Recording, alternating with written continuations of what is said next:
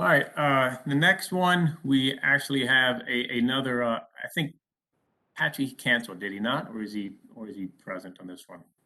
Thank you. You have a minute. Okay, 15 orders of magnitude separate terrestrial sea level pressure from that at the lunar equator at local midnight.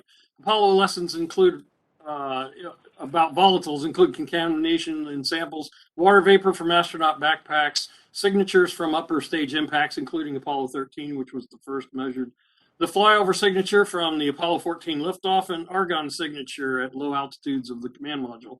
These inspired the environmental analysis of the Bounded Lunar Exosphere Enable project. We are developing a low-cost mass spec capable of pressure measurement over this entire range and gas composition over the lower half of this range. In the next month, our first RF and FPGA board prototypes will be complete and programming will begin on our software-defined mass spectrometer capable and adaptable to multiple lunar ISRU mission platforms and environments.